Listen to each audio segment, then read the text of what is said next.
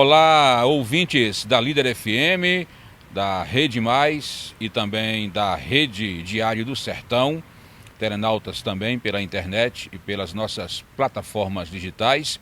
Estamos em Brasília para iniciarmos o projeto Brasília em Destaque. Estamos hoje recebendo o ex-deputado federal e estadual, ex-candidato a prefeito de Souza, secretário de Infraestrutura da Paraíba, presidente do partido Podemos, em nível de Paraíba e também membro da Executiva Nacional, o souzense Leonardo de Melo Gadelha. Vai conversar conosco. Leonardo, prazer tê-lo conosco aqui no nosso programa, no nosso projeto em Brasília. Meus cumprimentos a você, a todos que fazem a Rede Diário do Sertão, a Rede Mais, a Rádio Líder. Eu quero saudá-los por essa audaciosa, porém necessária iniciativa. O jornalismo do Alto Sertão da Paraíba há muito tempo é conhecido pela sua qualidade. São vários os quadros que deixaram o nosso rincão, fizeram muito sucesso em João Pessoa, em outros quadrantes do país. E era importante que a gente invertesse esse fluxo. Então vocês vêm de Souza, vocês vêm de Cajazeiras, aqui onde está o centro, o foco da notícia, tentar conversar com alguns dos principais atores políticos do país, alguns dos principais atores econômicos. Eu repito que esse é um movimento audacioso, mas necessário, porque é importante que o restante do Brasil conheça a qualidade do jornalismo que vocês praticam há tanto tempo. Eu quero realmente abraçá-los e falar do meu orgulho na condição de sertanejo, de ver que vocês estão tocando um projeto assim tão bonito e tão importante. Conosco nesse projeto aqui em Brasília, Pedson Santos e também José Dias Neto. Léo, eu gostaria de fazer o primeiro questionamento, que é um âmbito nacional e também estadual. Nós sabemos de que o PSC, diante da federação com o Podemos, houve essa junção dos dois partidos. E aí eu gostaria de saber qual é o comportamento do Podemos agora, digamos também PSC, porque está ainda nesse processo de transição.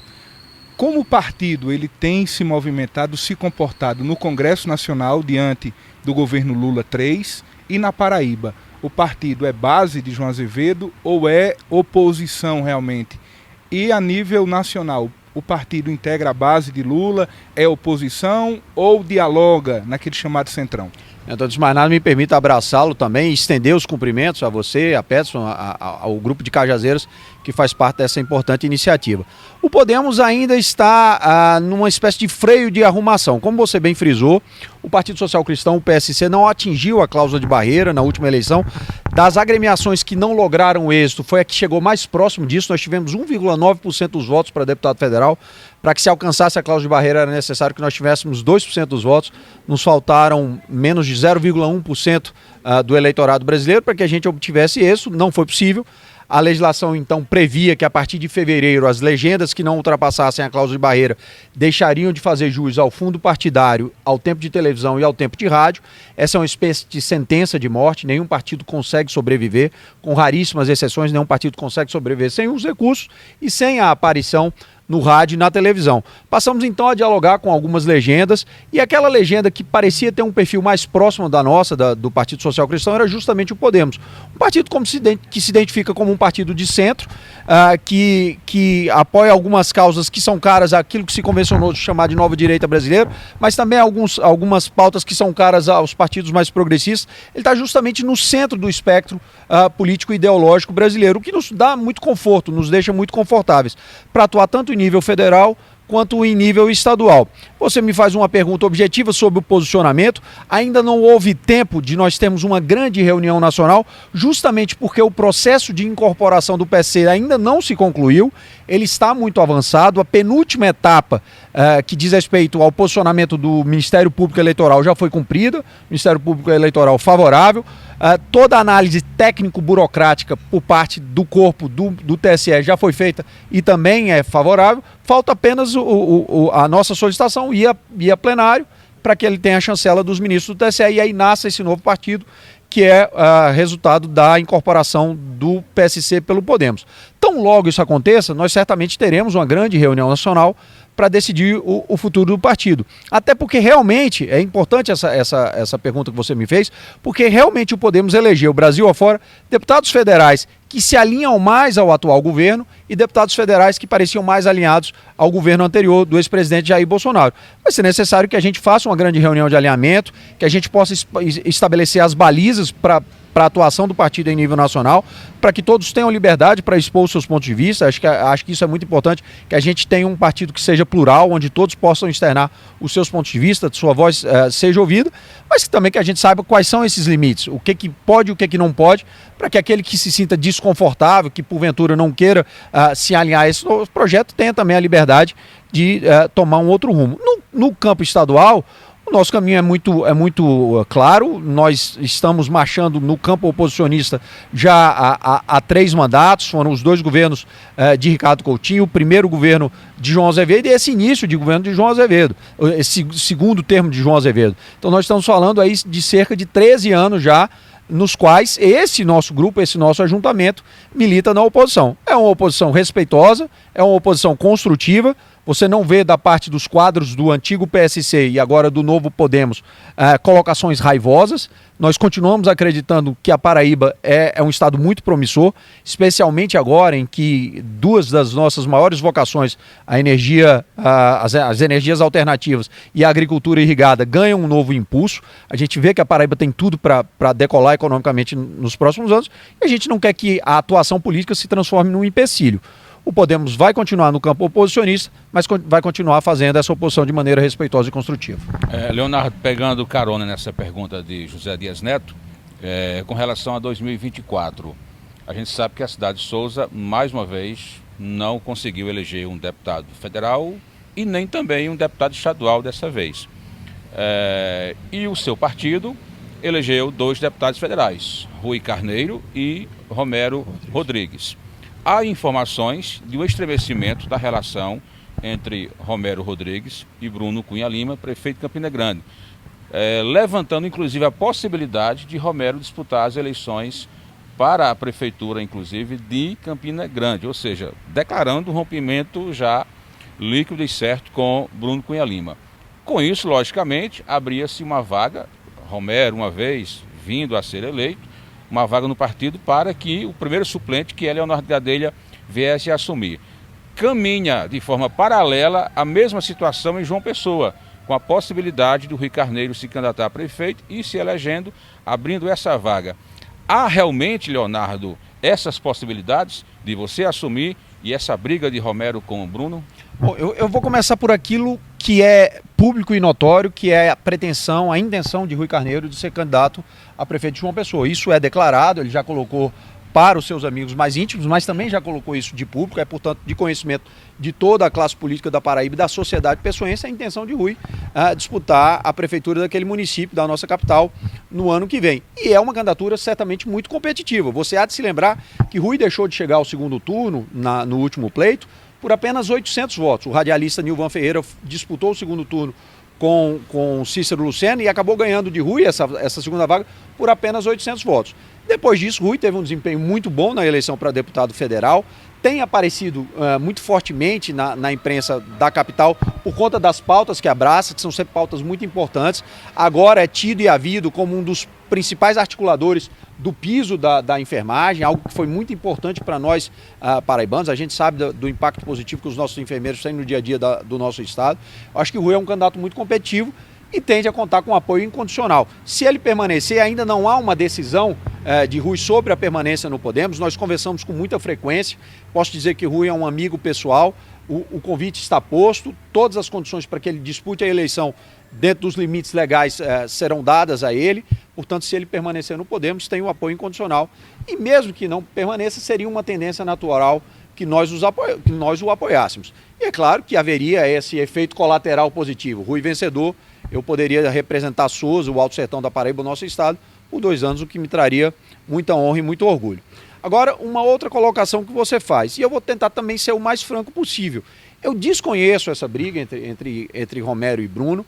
Acho que é sempre um interesse de pessoas em criar esse tipo de celeuma, de criar esse divisionismo.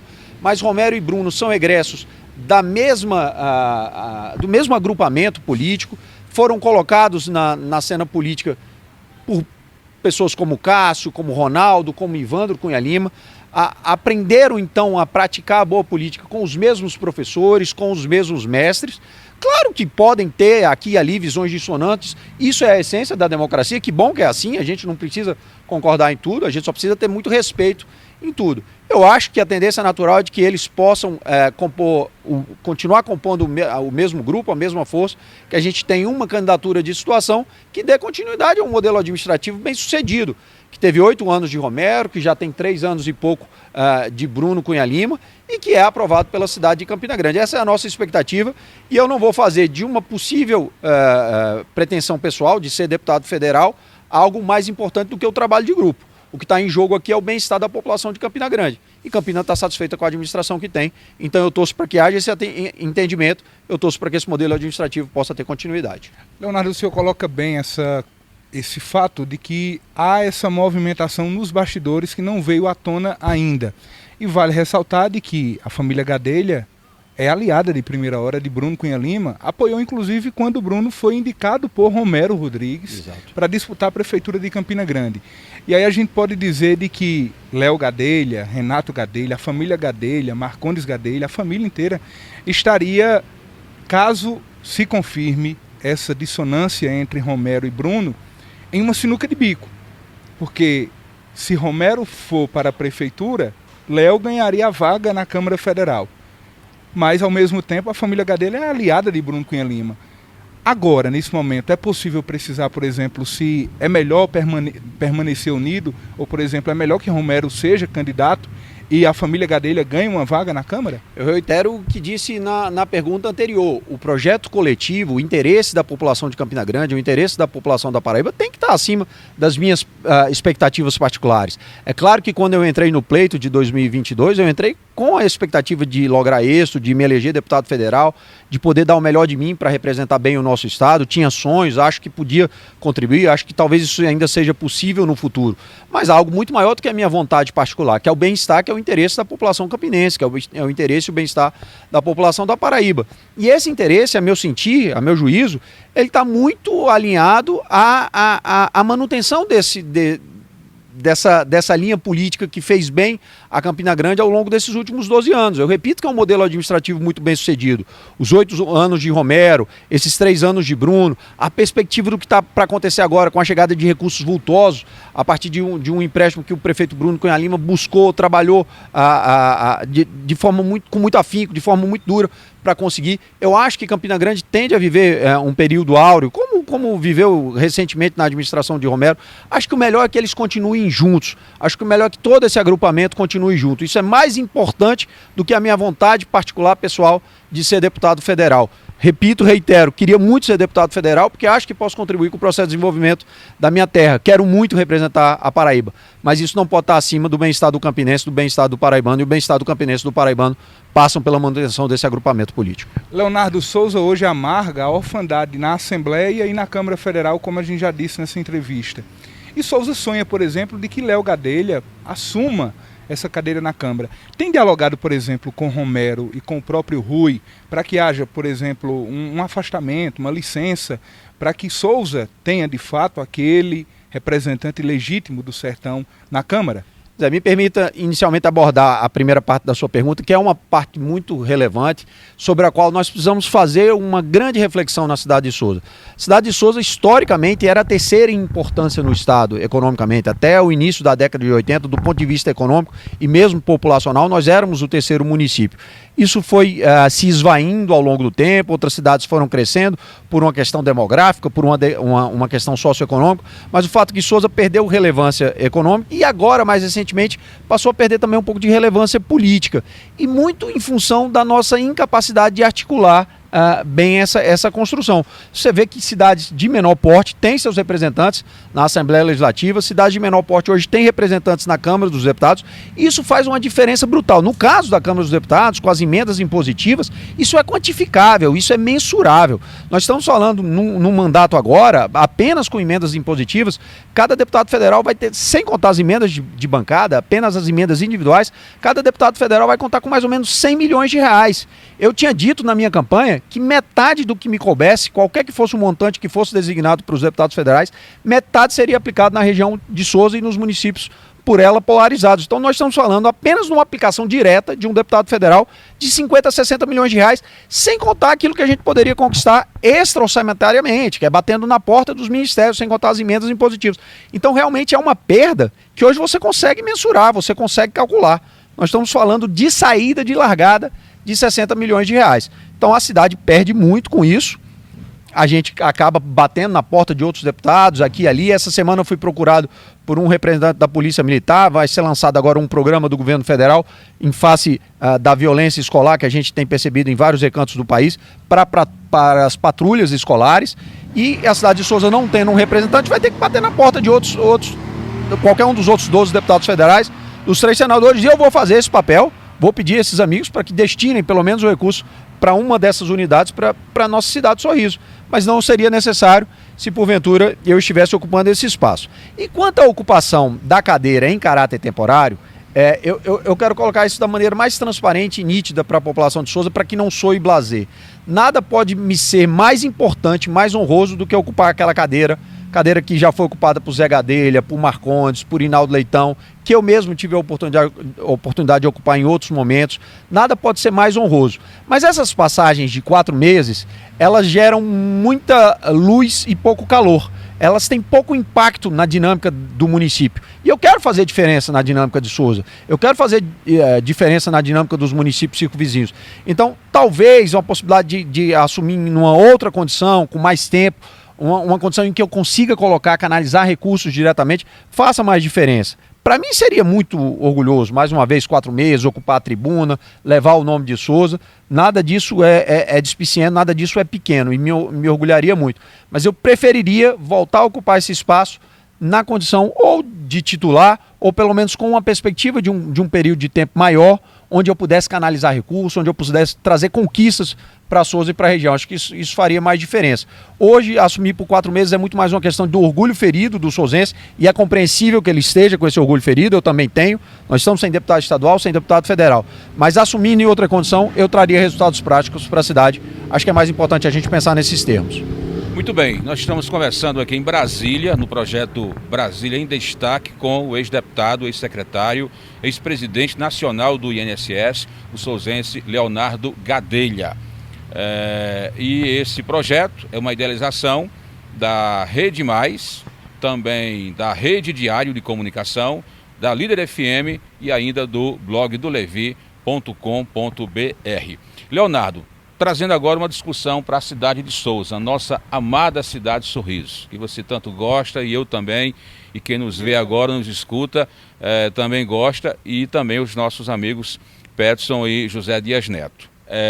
A gente sabe que houve um problema no grupo comandado pelo atual prefeito Fábio Taironi, a partir de novembro do ano passado, com a eleição da presidência da Câmara Municipal. Rompeu-se e, digamos assim, alguns amigos importantes e até aliados foram praticamente expulsos do grupo. E, depois de tudo isso, houve uma reaproximação, por exemplo, do grupo Gadelha. Recentemente, seu tio, ex-deputado e ex-secretário Renato Gadelha, esteve com João Estrela. André Gadelha, seu primo, esteve com João Estrela, com Gilberto Sarmento. Como é que você, daqui de Brasília, está avaliando toda essa situação e de que maneira o grupo de oposição pode tirar dividendos para fazer com que enfraqueça o grupo de situação e a oposição se fortaleça para o embate de 2024? Qual o cenário, qual a avaliação que você faz e qual o cenário você vê para o próximo ano? Olha, eu vou começar pelo fim. Eu acho que o cenário é muito promissor para uma candidatura de oposição. Existe algo que é sacrossanto nos regimes democráticos, que é a alternância de poder. É necessário que de tempos em tempos a gente mude as caras, a gente mude os modelos, as práticas que estão sendo implementadas na gestão. Por quê? Porque por melhores que sejam essas práticas, há sempre uma fadiga dos materiais, as pessoas se acomodam. E eu poderia estar me referindo a um modelo perfeito, mas não estou. Eu acho que o modelo implementado na cidade de Souza tem muitas falhas.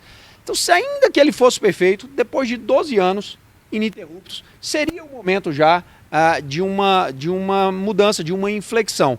E eu acho que a população sente isso. Conversando com os souzenses, em todas as visitas que tenho feito, sinto que a população quer realmente algo novo, quer ver uma mudança de chave, e para que isso aconteça, ela vai ter que ter a ousadia de procurar na oposição um nome que esteja alinhado às suas melhores expectativas. O que cabe então à oposição fazer nesse contexto? Percebendo que há um cenário muito promissor. Conversar, dialogar. Isso também é a essência da atividade política. A gente precisa conversar muito, a gente precisa estabelecer premissas, a gente precisa estabelecer regras, a gente precisa estabelecer balizas para a definição da nossa candidatura. Eu acho que há muita coisa que precisa ser levada em consideração. Precisa ser levada em consideração, obviamente, a viabilidade eleitoral. Isso é um ponto importante. O candidato, qualquer que seja ele, precisa ser viável do ponto de vista eleitoral. Mas ele também precisa ser agregador, ele precisa ter a capacidade de dialogar, ele precisa ter um planejamento moderno para a cidade de Souza. Levi, Neto, eu não sei se vocês vão concordar comigo, mas tem uma coisa que não diz respeito só a Souza e não diz respeito só às cidades do Alto Sertão, mas uma coisa que tem me incomodado nas pequenas cidades da Paraíba e do Nordeste e do Brasil. Pesquisas que apontam uma avaliação muito alta de todos os prefeitos do interior. Eu fico me perguntando se a gente não está vivendo um fenômeno sociológico muito perigoso, que é o da acomodação da população. As pessoas pararam de acreditar que é possível ter coisas melhores e estão se acostumando com a mediocridade mesmo, com governos que entregam muito pouco, que entregam o mínimo. As pessoas vêm e me falam que entregar o mínimo é o suficiente. Não é. A gente tem que ocupar os espaços governamentais, em nível municipal, estadual e federal, para promover saltos no processo de desenvolvimento. E a gente tem vivido coisas muito pequenas, muito tacanhas. Eu vejo prefeitos se orgulhando daquilo que os prefeitos dos anos 60 se orgulhavam, de calçar uma rua. Era motivo de orgulho para um prefeito dos anos 60 fazer o calçamento de uma rua. Nós estamos em 2023. Há uma série de novas tecnologias sendo incorporadas que podem fazer diferença na vida do cidadão. Então, o candidato da oposição também precisa estar atento para isso, precisa ser audacioso, precisa entregar um plano de governo que possa fazer diferença para o cidadão souzense. Eu acho que quando a gente conversar muito, a gente vai conseguir convergir para esse perfil. O perfil do candidato que seja competitivo do ponto de vista eleitoral, que tenha uma mentalidade moderna, que consiga agregar, mas que também tenha um plano de governo que faça diferença para o souzense. Chega da mesmice, chega dessa coisa pequena, tacanha, chega da mediocridade, chega da pessoa achar que um governo que entrega o mínimo é um governo que merece 70%, 80% de aprovação. Isso me incomoda e eu não estou me referindo a uma cidade em particular. É um fenômeno que eu vejo acontecer em praticamente todas as cidades do interior do Nordeste, e eu fico me perguntando, nós estamos diante da melhor safra de prefeitos de todos os tempos, ou estamos diante de um processo muito perigoso, que é o de perda da esperança por parte da população. As pessoas se acomodarem, acham que não conseguem nada melhor. Isso é muito preocupante e a gente precisa mostrar, pelo menos para os souzenses, que o mundo é completamente diferente, que o que está aí fora é uma revolução e que Souza merece participar dessa revolução também. E essas movimentações, né, do Grupo Gadelha, procurando João Estrela começando com o Grupo Gadelha, foto vai, foto vem, tem Gilberto Sarmento também, tem o Cachimbo da Paz no meio da história toda, tem doutor Zé Célio, enfim, qual é a posição de Leonardo em relação a todas essas movimentações? Levi, você já me conhece há bastante tempo, acompanha a minha trajetória, que acaba já sendo uma trajetória um pouco extensa. A minha primeira candidatura foi no ano 2000, o saudoso prefeito Salomão Gadelha me escolheu para ser o seu candidato a vice.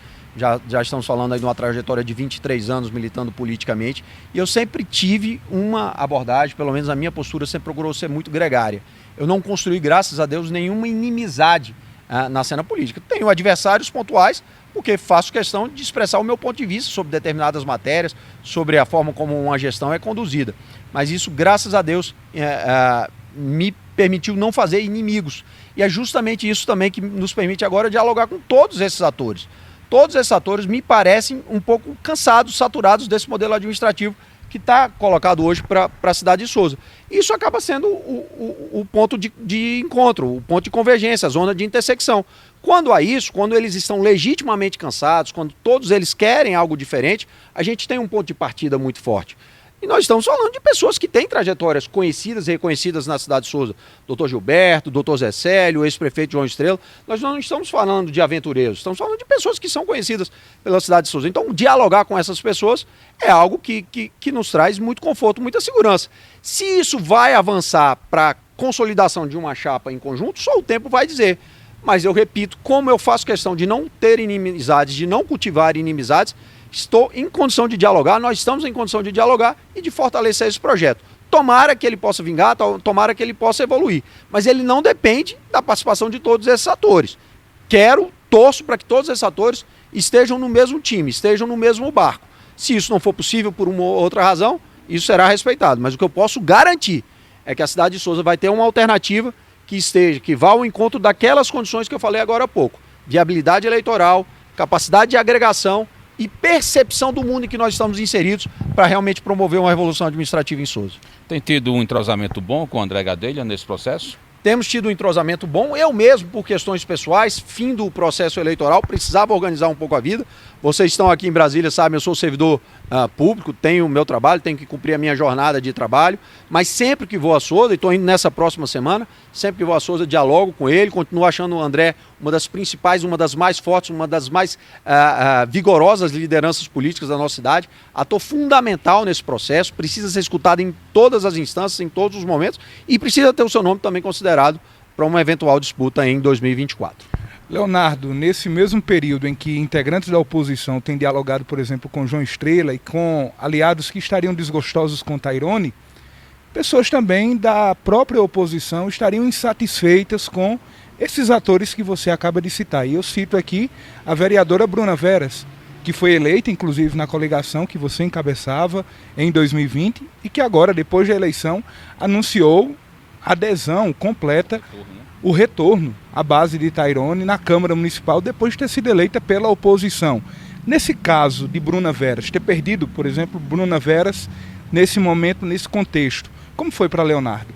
Ter feito campanha com ela e depois desse processo eleitoral estadual, nacional, ver que ela não seguiu esse caminho. Então eu não sou daqueles que tenta tapar o sol com a peneira. Toda perda para mim é muito dolorosa, especialmente de uma vereadora como Bruna, que eu reputo como uma boa parlamentar mirim, gosto muito da sua atuação, do seu trabalho. Agora, eu respeito todo e qualquer posicionamento, acho que é uma decisão equivocada, acho que a oposição tem mais a oferecer em matéria de ideias, em matéria de propostas nesse momento do que a situação. A situação esgotou, repito que vive um momento, uma fadiga dos materiais, você não vê nada novo, você não vê uma iniciativa nova, você quando vê uma obra se iniciando já tem a percepção de que ela vai demorar 12, 16, 18, 24, 40. Nós tivemos obras na cidade de Souza que consumiram mais de 60 meses para ser entregues, então a gente não tem expectativas de curto prazo de mudanças no cenário socioeconômico da cidade. Acho que a oposição, como conceito, tem mais a entregar à cidade de Souza nesse momento e estaria mais alinhado com a atuação dela, mas eu tenho que respeitar. É doloroso perder uma companheira como ela, mas é algo que precisa ser respeitado.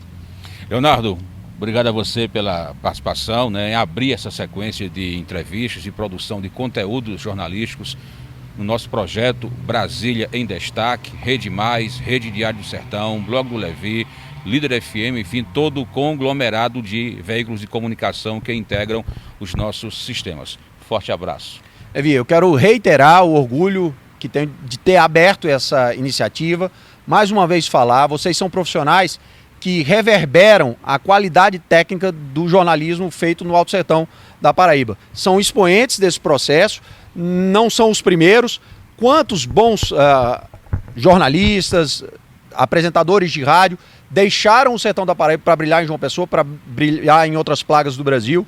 Vocês são mais um capítulo dessa belíssima história e agora com esse movimento muito audacioso. Parabéns a todos vocês por virem a Brasília. A gente sabe da importância de Brasília para tudo. Vocês vêm aqui pescar na fonte algumas informações que podem ser realmente seminais para o povo do Alto Sertão da Paraíba. Eu só posso falar do meu orgulho e parabenizá-los por isso. A audácia, normalmente os audaciosos vencem. Vocês vão vencer mais uma vez. Parabéns pela iniciativa.